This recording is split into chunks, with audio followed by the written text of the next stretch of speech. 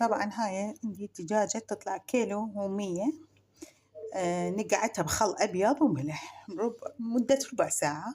هسه سويت لها، خليت لها، غسلتها طبعا ونظفتها، وخليت وياها ملح وكركم وهيل بس. وهسه ايش حسوي؟ اعصر عليها او اقطع هاي الطماطة وادلك بيها الدجاجة واخليها بالفرن، بس ما اخلي لها كل شيء دهن على دهنها، دهن الدجاجة. شوف هسه انا ايش حسوي؟ ادلكها بدهن الطماطة، اقول عفوا بالطماطة. طماطة شوفوا ادلكها او اعصر عليها تعطي نكهة شوية حموضة طيبة. وبالأخير قبل ما تستوي الدجاجة أعصر لها حامض رارنج أو نوبي حامض، يصير طعمها فالطيب. كملت وحخليها بالفرن.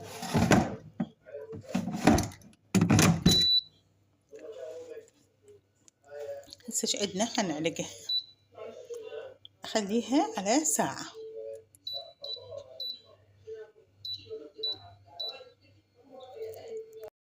خليتها على 60 دقيقة على 180، بس حشغلها.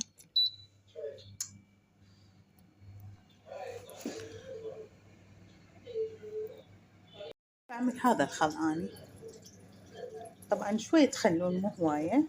نقعت الدجاج الملح اللحم ايش عندكم، حتى الخضار أنقع شوية خل وملح، وبعدين أغسل الدجاج، أغسل بالماء الدافي، وعمد الزفرة كلها تروح، وملح حمات شكو زفرة تروح بالدجاجة. هسه خاف الأجنحة تحترق، خليت لها السيليفون وحدخلها مرة ثانية يكمل الشوي.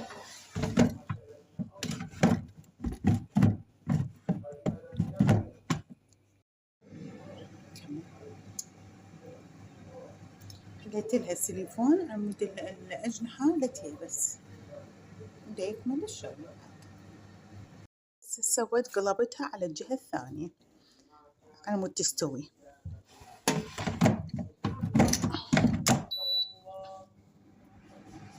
خليتها ساعة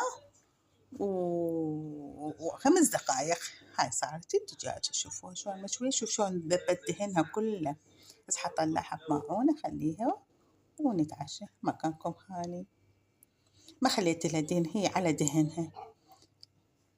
عيني هاي حولتها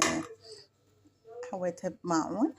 شوف حتى الظهر شوف شلون مستوية كلها مشوية، مكانكم خالي. شوفوا شلون مستوي.